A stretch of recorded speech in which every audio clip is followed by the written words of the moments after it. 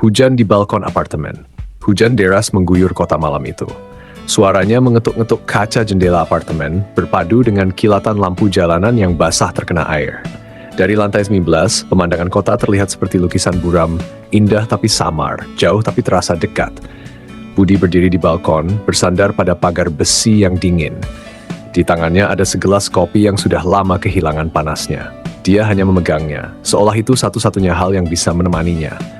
Pandangannya kosong, pikirannya melayang entah kemana. Hari-hari belakangan begitu melelahkan. Pekerjaan menumpuk, deadline yang seolah tak ada habisnya, ditambah perasaan sepi yang semakin lama semakin mencekik. Budi memang punya banyak teman, rekan kerja, bahkan keluarga yang sesekali menanyakan kabarnya.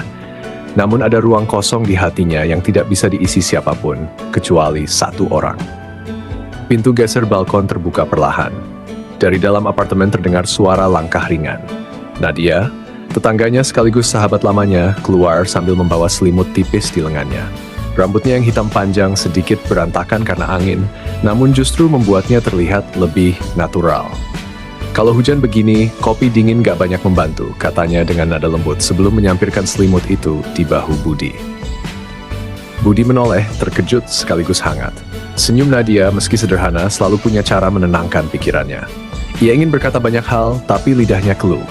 Hanya mampu menghela napas panjang. Ada jeda sunyi di antara mereka.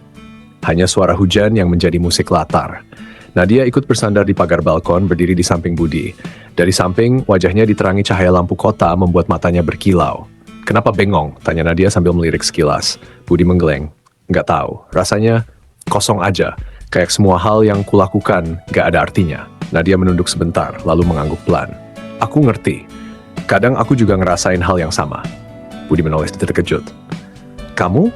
Aku kira kamu selalu kelihatan kuat." Nadia tersenyum miris. "Kelihatan iya, tapi bukan berarti aku nggak pernah rapuh. Makanya aku suka ngobrol sama kamu. Entah kenapa kalau sama kamu, aku nggak perlu pura-pura kuat." Ucapan itu membuat dada Budi bergetar.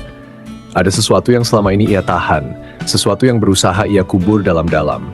Tapi malam ini, saat hujan turun, saat dingin menusuk tulang, dan saat Nadia berdiri begitu dekat, semuanya terasa tak lagi bisa ia sembunyikan. "Nat!" Suara Budi lirih, nyaris tenggelam oleh suara hujan. "Pernah nggak kamu merasa takut kehilangan seseorang, padahal kamu bahkan belum sempat mengungkapkan perasaanmu?" Nadia menoleh, tatapan matanya dalam. Ia tidak langsung menjawab. Hanya ada keheningan yang membuat Budi semakin gelisah. Beberapa detik kemudian Nadia tersenyum samar. "Aku pernah, dan rasanya menyakitkan." Budi menunduk, jemarinya menggenggam gelas kopi dingin dengan erat. Ia tahu inilah saatnya. Ia sudah terlalu lama menunda, terlalu lama menahan diri.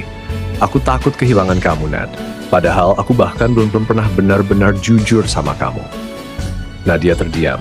Hujan semakin deras, angin semakin dingin, tapi suasana balkon itu justru semakin hangat.